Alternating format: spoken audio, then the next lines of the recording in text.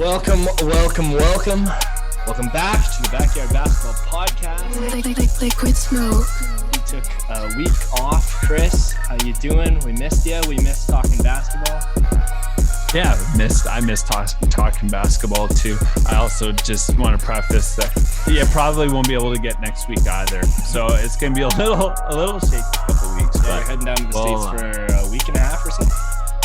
Just for a week, thankfully. It was gonna be a week and a half if I was thinking tomorrow, but so gone Friday, back Friday. Okay, well let's get right to it then. First thing I want to talk about actually, because let's just get this off the plate, because invariably I'm gonna say the words Ben Simmons right now. Oh boy, here we go. Did you see this morning about this little news kind of came out, about James Harden, and he's saying that he's gonna wait till free agency this summer. He's not happy in Brooklyn. Is he saying that, or is the media saying that?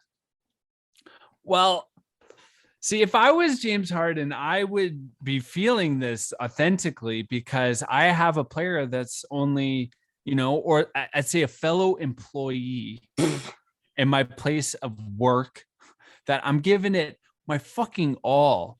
And you're only showing up 50% of the time. And like, we're struggling like this, we're at a point in the season where the trade deadline's coming up. And like, I'm looking at the layout of the rest of the league and the competition right now. And the number one thing, cohesiveness. There's look at the Phoenix Suns, the crazy cohesiveness. Look at the Golden State Warriors. Like, these teams, there's no way we're going to beat them because they're in. And we as a team, the Brooklyn Nets, Harris has been out. He's been out forever. DeAndre Jordan has been a shell of himself. Where I heard an argument recently that said DeAndre Jordan hasn't been DeAndre Jordan since Chris Paul left the Clippers, which is saying something about Chris Paul. Yeah, or DeAndre Jordan. Well, that too. Blake Griffin hasn't been himself. Yeah. Kevin Durant's putting a huge workload of minutes. I don't know. Like, how would you feel? Like, wouldn't you be like, what the fuck am I doing here? Well, I think there's two different things here. So the first thing I think is you just named DeAndre Jordan. You named who else did you just say here? Blake Griffin. Kevin Durant, Harris. I'm going to put in Dwight Howard, Paul Millsap, LaMarcus Aldridge. These are all guys we were talking a little bit earlier. The game's kind of changed away from their style of play. They were all-star centers, big guys who could really move the, high rebounding. They'd really bully down low. That doesn't happen anymore. It doesn't happen the same way anymore. You look at the premier centers nowadays, Jokic, Ayton, Giannis, they really stretch the floor more than, you're not relying on Dwight Howard to shoot from three. You're not relying on DeAndre Jordan to make that, sexy pass. It doesn't happen the same way. So I think that's a result a little bit, one, of age, but also just that the game's kind of moving away from their play style. The second thing here, James Harden, cohesiveness.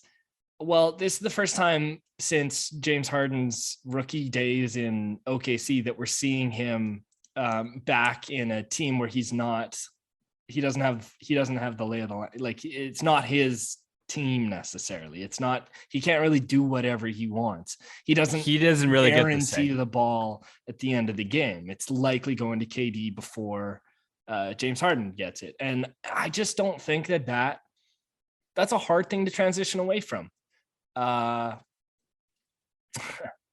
So in terms of, I think it's great that he wants to test free agency. I think that's really exciting for another team. And I think that he would probably have great success at another team. But I think it really depends how far Brooklyn ends up going in the playoffs here. If they can sort things out without Kyrie, then Kyrie's the one who's going to have to move.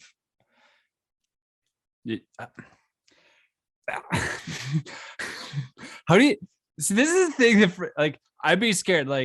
First, he'd be super picky. So maybe you have to persuade Kyrie to be like, yeah, I want to leave. Because if he doesn't want to leave, and it's like you send him to a market where, say, one, you've got the same COVID protocol issue. He's going to be like, all right, trade my ass. I'm going to be the worst trade asset to whatever team you trade me to because I ain't going to play no damn games. I'm done. It's a bit of an exaggeration. He'll end up being one of those big contract pieces that you need to help move younger players or picks, right? To balance those contracts.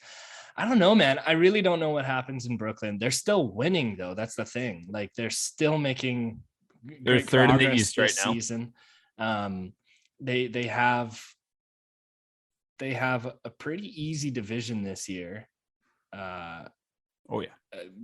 Just with Boston not turning it on, the Raptors kind of being their good one day, not so great the next day.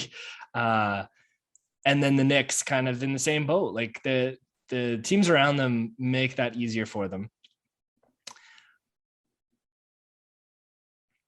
I just don't know if they can win it all. The Brooklyn Nets, as constructed this year. I think there's too many different factors, and I think it is. I mean, we're seeing it take a toll, even just with what Harden's saying or not saying about wanting to leave, and the lack of cohesion is that teams need consistency. They need to get into rhythm, especially with wins. Once a team kind of knows how that feels, then they start to play more towards that play style or that kind of momentum, like what the Phoenix Suns are doing, or even Memphis. Warriors. Memphis wasn't even supposed to be where they are this year, but the fact that they're starting to get that feeling into their bodies and their game, momentum's a huge thing, and it just snowballs. So if they get Kyrie one night and then maybe they don't get them for like the 5-game homestand, that's really troubling. That's got to be frustrating.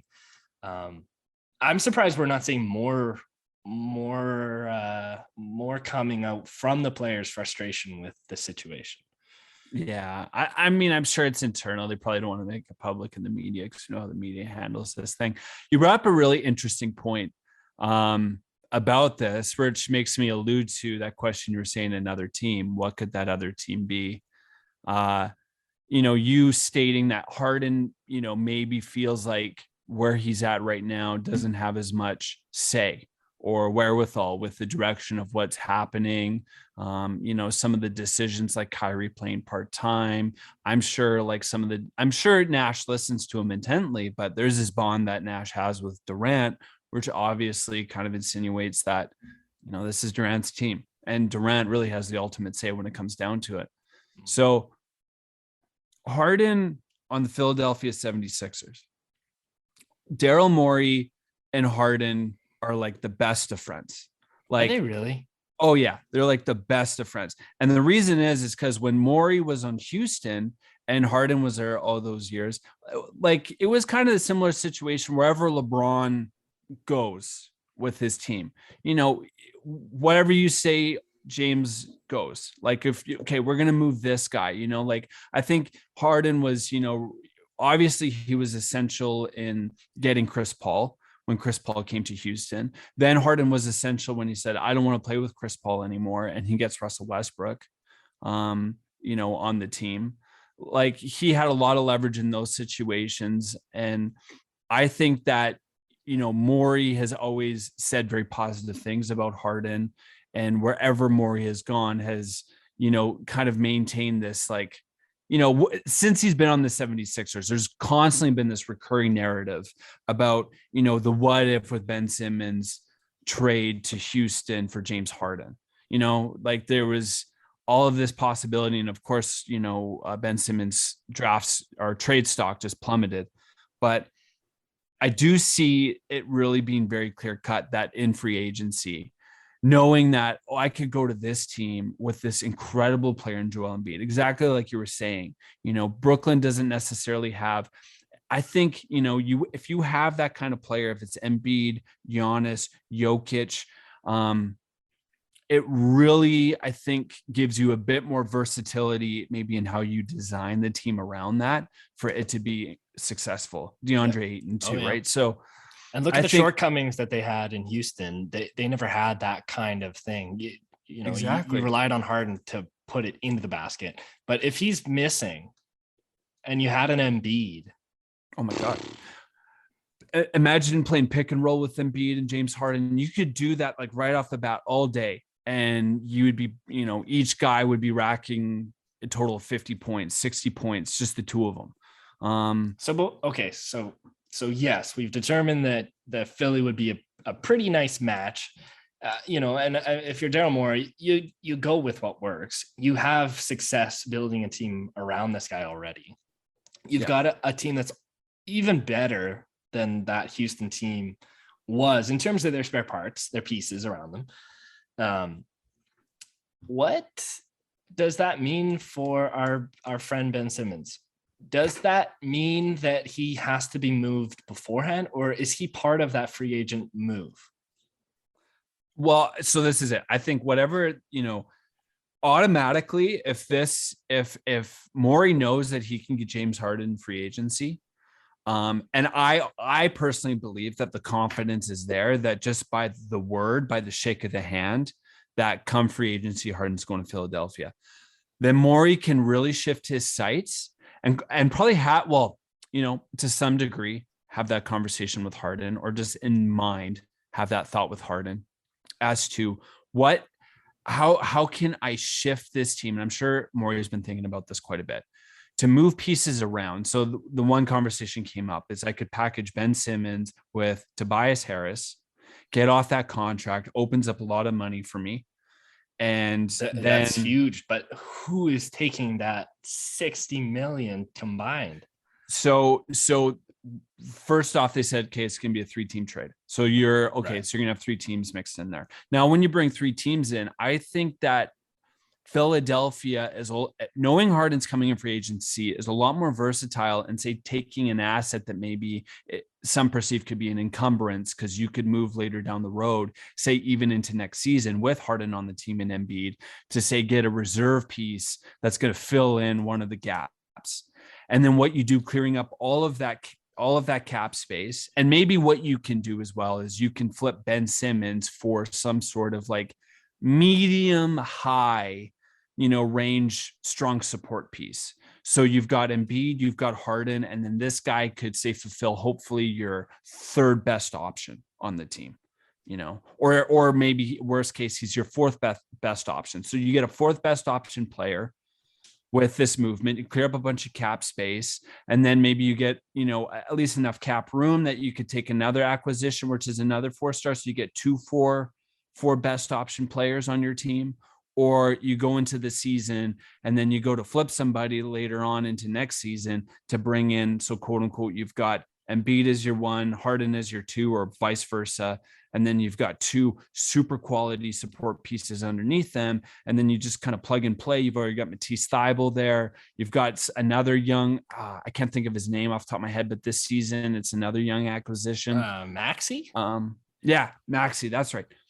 So you've got some nice pieces that I think you could have a real contending, like you could, if you make the right moves going into next season, I think Philly could be one of the top, say 4 teams to win it all, that people could be looking at, right? Like I could see that being a realistic option.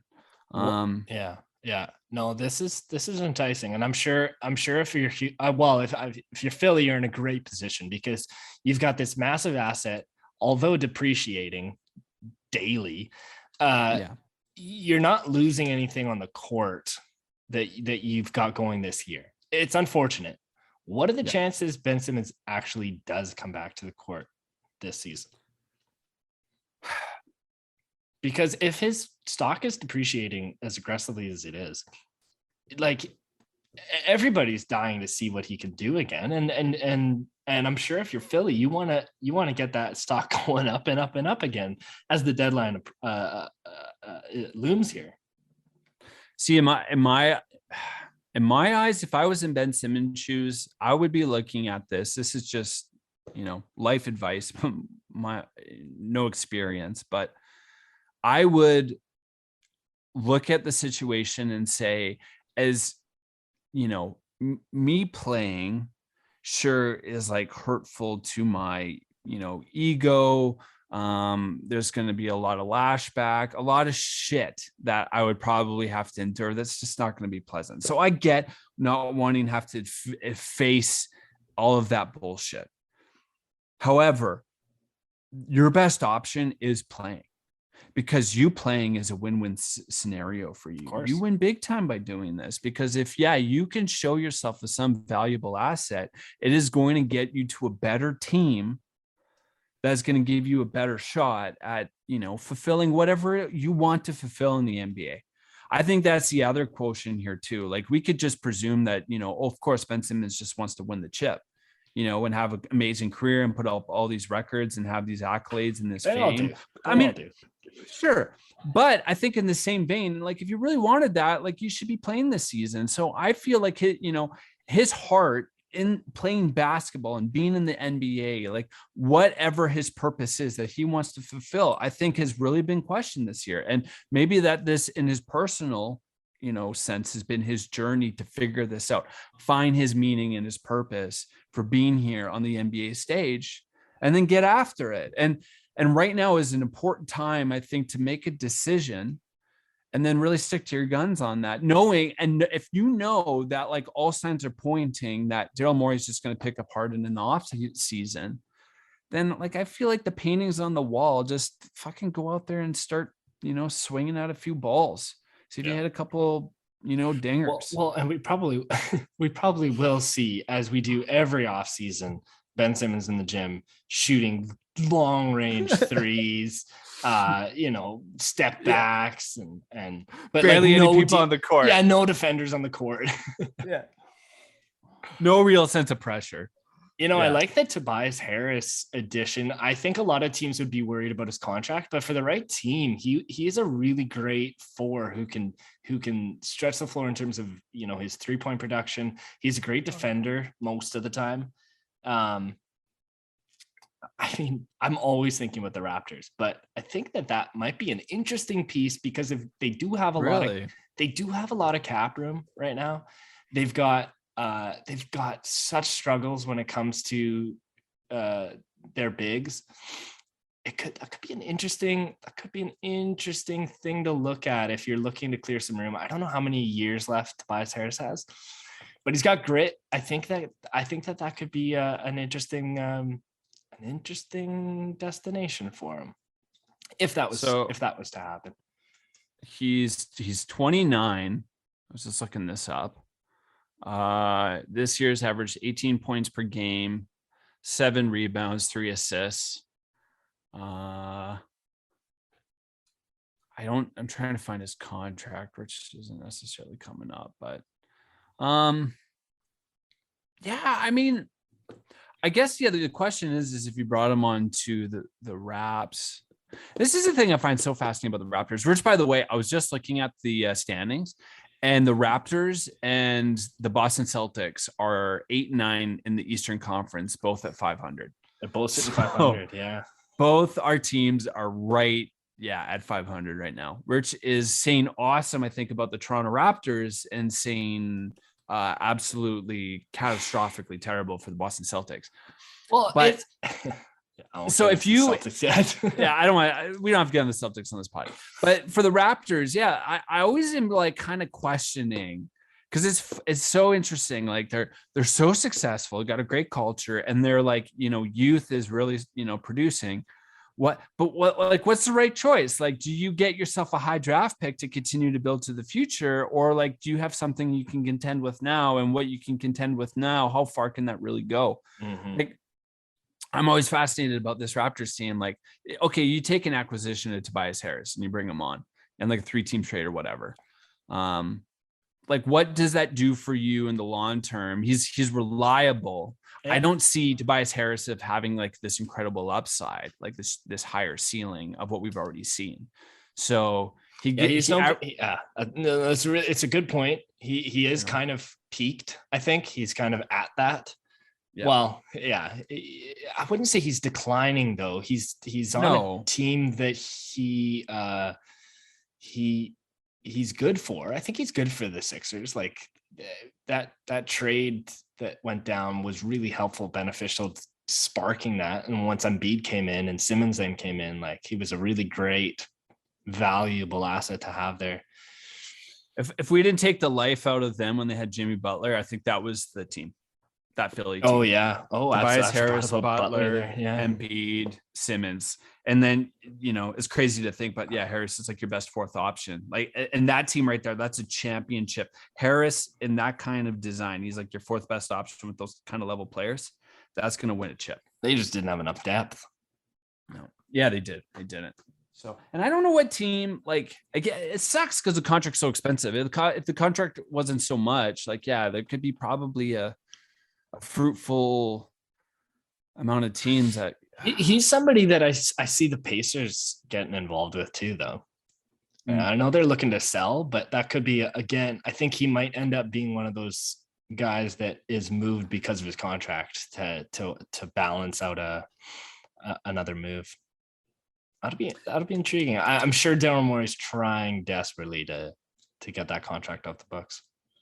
Oh, I'm sure. And yeah, it'll be interesting to see what happens. All right, let's leave that there. Okay, we'll leave it there. Shifting gears.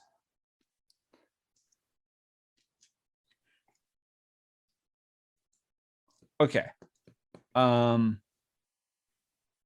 So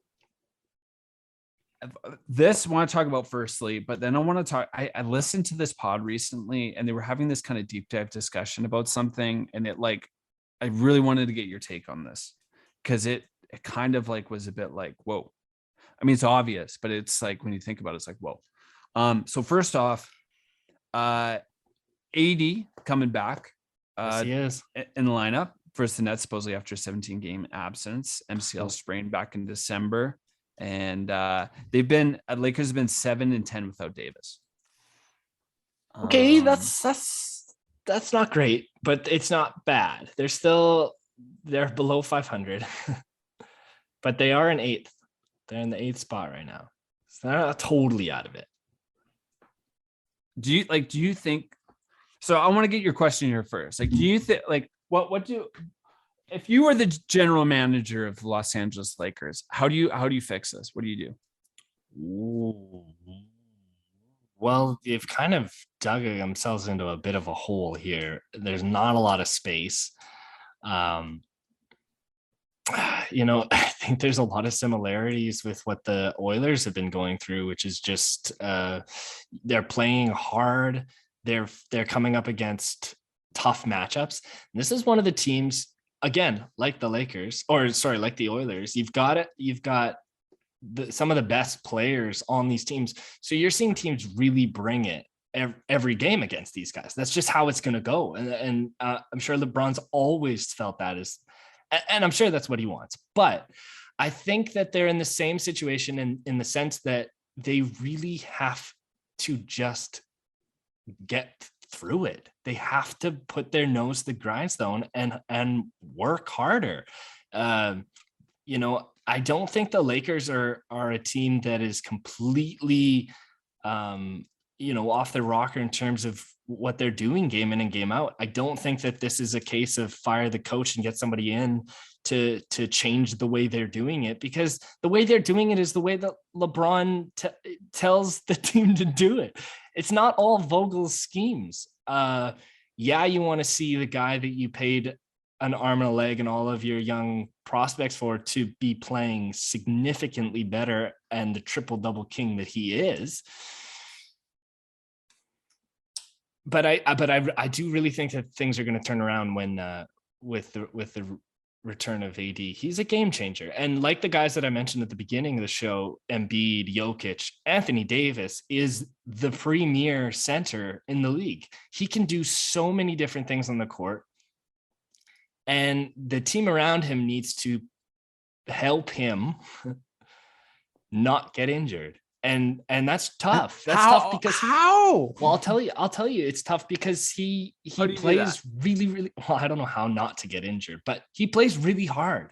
He cares a lot. He wants to win, and he does a lot of different things. So if I'm sure he'll be on a minutes restriction for the first little bit that he's back. Yeah. That's one way to just mitigate a little bit of that risk and a little bit of that added pressure on what was the injury? It was a knee injury and MCL sprain. Okay. So that's not a tear or a break or anything like that. So the rehab for that is a lot of strength conditioning. And I think things are going to, I just have a feeling things are going to turn around for the Lakers with Anthony Davis back. There's more confidence coming with him. LeBron plays better with him. And LeBron's been playing really great without him. They could have easily have gone, 2 wins and however many losses in the time that he's been out. But I don't think that an outside source is necessarily going to affect the Lakers to turn things around. I think that they've got what they need. Maybe not to win a championship, but to certainly make the playoffs. But if you're on a LeBron James team, isn't the whole point to win the championship? It is. Yeah, absolutely. Yeah. But I don't know how they have any ability to bring in anything that's going to help that situation. You know what I'm fascinated with? You didn't once, the whole time you talked about that, you didn't once bring up, or at least maybe I missed it, Russell Westbrook's name. Well, I did. I mentioned the triple double king, hoping that he can the trouble brick king. The fact is he can't shoot. So what do? You tell him not to shoot. You get him to do all of the other little things that he can do, which is steal, rebound. But he hasn't been doing that. Pass. Well, Frank Vogel, remember it was last week, sat him for all the fourth quarter. He didn't play. Yeah. And I agree with you. Those are all the reasons why I love Russell Westbrook too, because he does that shit. And it's like one of those things I feel like, when I've played basketball games and you look over it and you see that guy that's on your team that is like, maybe he isn't a good shooter. I feel like sometimes maybe I'll be like that, but on the defensive end, he's like he gets after it. He's an energy guy. He's gonna like literally go to war with you and die with you. He's like literally gonna give it everything he fucking has. He's been getting a lot of flack, and a lot of that has to do with the way that he's been playing lately. But remember what happened to Kemba Walker? He got sat. He got benched. Yeah. The next game he came back, 45 points he dropped. So hopefully that kind of a thing sparks something in Russell to get back to his dominance, because he is a dominant player. And I don't think that it's just age. I think that there's a little bit of pressure about winning, and every team's going to find a funk. It's going to happen. And unfortunately, it came at a time when they lost one of their biggest players, literally and figuratively. Anthony Davis is a game changer. He is a really important piece to that team. And without him, although they have the greatest basketball player currently playing, it's not enough. So Russell Westbrook needs to get back into a groove and find a way to win with the guys that they have, because I do believe in Russ. I think that he's an impact player in a lot of other ways than just shooting. So I listened to this it was this pod recently, and they were talking about LeBron James. I've heard of him. And they were talking about every team. So he starts off initially with the decision, but it's kind of like the LeBron James experience is maybe what I'll call it. Has happened ever since he's come into the league. And you know what? He is one of those, like you said, the best player, arguably one of maybe the top 3 best players ever. Him, Bill Russell, or Jordan, or even Kareem. You can maybe mix in there too. But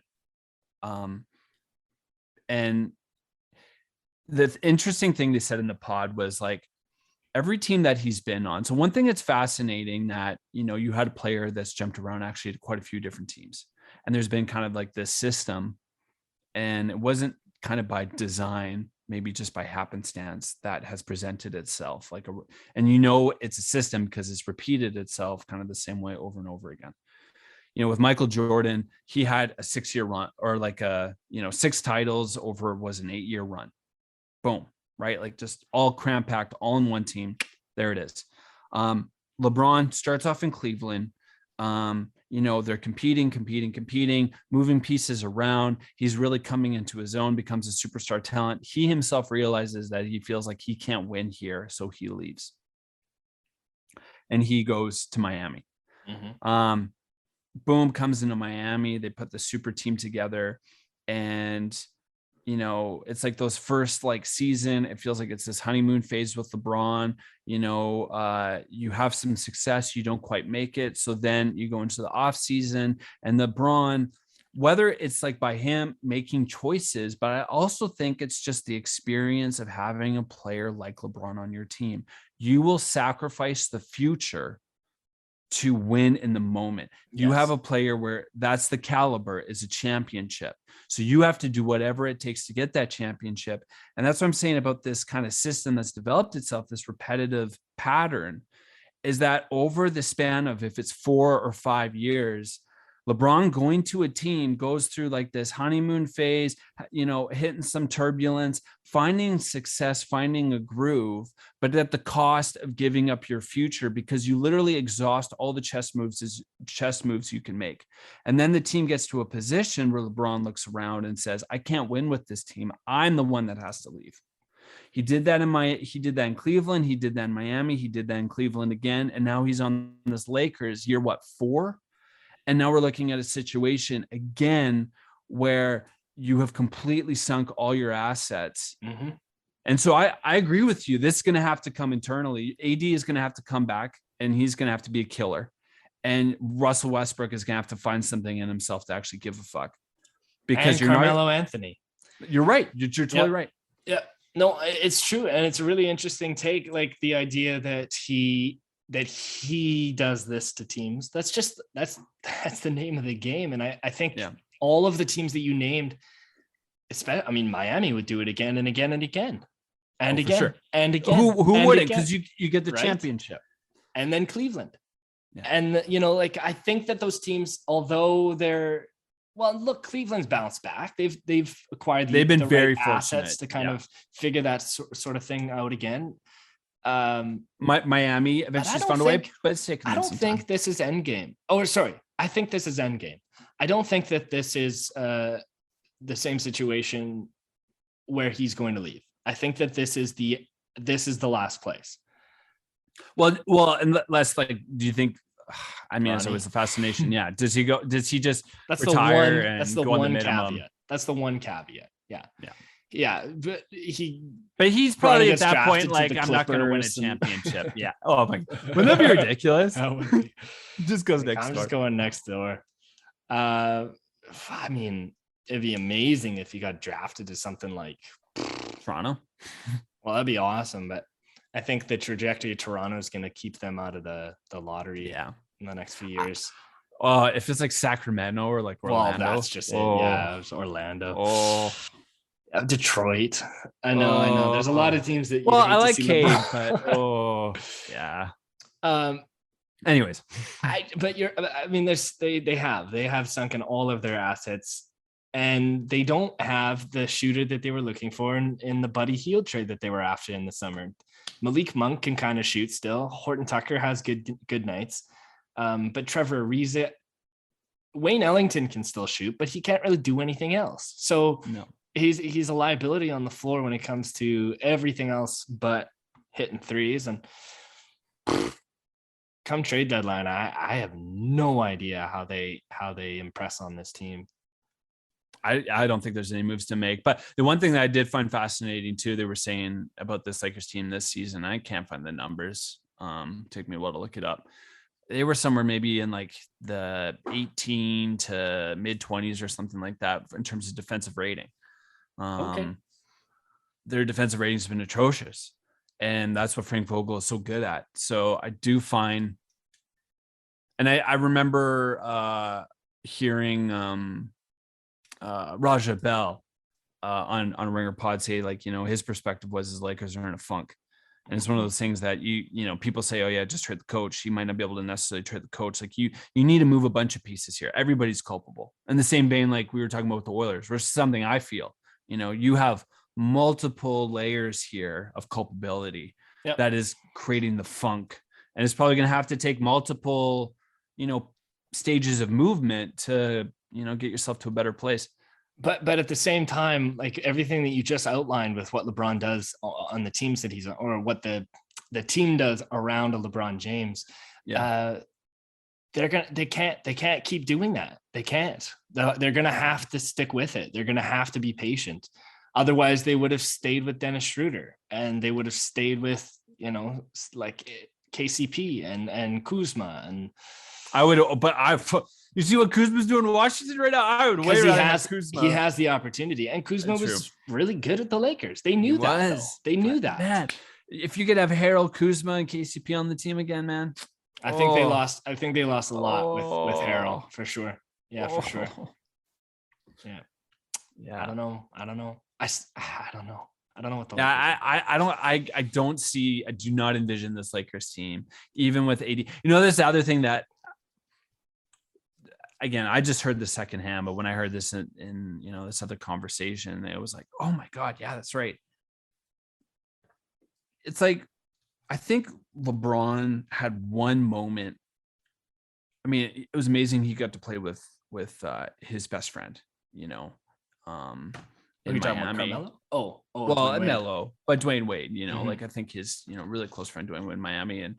But when, the experience didn't work out with Kyrie, I think that was like a fair, like just another like deeper cut, because when I look at the comparison of, LeBron with Kyrie and say LeBron with Anthony Davis, and maybe, he was at different stages of his career with both those guys. But, I think something inside LeBron wanting to give, especially here more than ever, needing a player to give the load. Like, no, AD, you're the guy. You need to be the guy on the team. And I'm here to kind of support and be underneath you. But I'm just at the stage of my career that this is what I need to do. And the reason why I'm bringing these two guys up is because I think Kyrie, even with all the shit that we've talked about and has been going on with Kyrie in Brooklyn, when you watch Kyrie play and you can see it in his eye, when he really gives a shit, he is a killer. Oh yeah, man. And I don't see that the same way with Anthony Davis. I don't think he has the same kind of personality, or there's like that similar kind of energy about him when he plays as Kyrie does, in the same way that I think LeBron needs, especially at this stage in his career. You need the focus to be elsewhere. And I think that that's what they're trying to do with Russell, is that if there's an attack dog on the other side, and then you've got LeBron and AD as other threats pulling defenders away from, then it's going to wreak havoc. And I think that that's something they need to get back to if they can. The nice thing about Kyrie is exactly that, is that you put the ball in his hand and he's going to create some magic. He's either going to shoot from deep, or he's going to, break somebody's ankles. They don't have anybody to do that on the Lakers right now. It's tough. It's tough. It's really tough. Yeah, but he has won with both of them. There you go. That's all. That's very, very. I mean, sometimes it gives me a bit of this caveat about looking at the bubble and like what luck that they had, but there was something in AD too in that bubble, in those games. Oh yeah. His brow was on fire. Oh my God, man. Like, yeah, he needs to find that again, wherever that was. He will. And I think being out of the lineup and watching your team suffer, you'll have that added intensity that I can help this team. And I know that he can. He's one of the best players in the league. Oh yeah. Yeah. I think they'll turn it around. So yeah, I think so too. Last thing I wanted to bring up, because I just want to talk about this one thing kind of specific, which I thought was kind of cool. So All-Star weekend's coming up in February here, February 18th to 20th. It's in Cleveland this year. I saw this like announcement they're talking about with the Rising Stars Challenge. Did you see this? No. So like they do, like you got the game on the Sunday, and then you got 3-point contest, dunk contest. Those are always fun to watch. Well, and then you've only if there's star players in that. I just really wish that like LeBron and John and Zion and come on, that's what I want to see on a dunk contest. Yeah. Sorry to interrupt you. I agree with you. It sucks. It's like it feels like it's kind of tainted. Those guys won't touch it.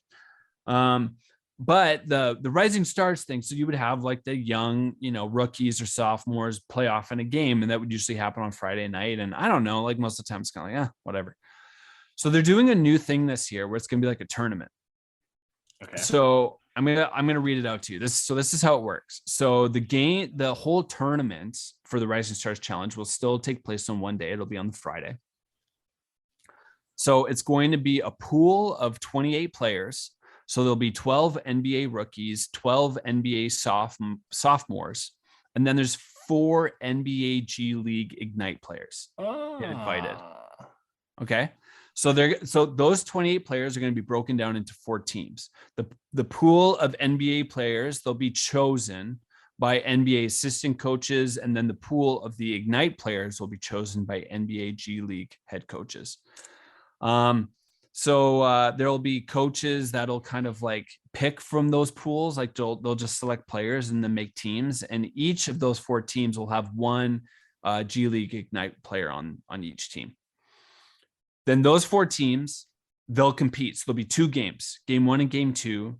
So, each of the 4 teams will play. And they're not having a clock. Instead, it's going to be like first, they're saying like race to 75 to celebrate the 75-year anniversary. So those first 2 games, they'll play to 50 points. Whoever scores the first to get to 50 points wins. And then the winner of those first 2 games will play a third game. And then that third game is the first to 25 points. So that sums up the all in one night. All in one night. Yeah. That's pretty fun. Yeah. Right. I thought that was kind of cool. Yeah. Why not? I mean, it means nothing. So why not have fun with it and change it up a bit? You remember what it used to be like, America versus the international players. It's like, that's not as fun. Right. And weren't they wasn't the NBA talking about doing like a mid-season tournament at one point? They're like rattled that idea around. I think this could be part of that. This could be part of them just like, hey, let's try this thing out, see how the fans react, see how the players react. Not to suggest that they're going to just do that next year or add it. But when the NHL added a world championship before the season, that was met with like really, really great feedback. So this could be really good. This could be, I mean, it's great trial and error. Why not give it a shot? Yeah, totally, man. Yeah. I thought I heard too, I could be wrong on this, but like Silver was pretty like content on even starting next season, having this midseason tournament you were talking about already.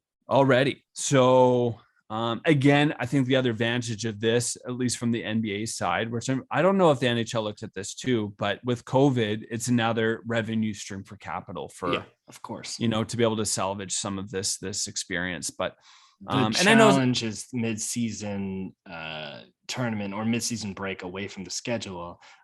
Just like the Olympics in hockey, you got to be worried about injuries. Yes. And that's why I think some of the older players are really reserved about this, is because of that fact.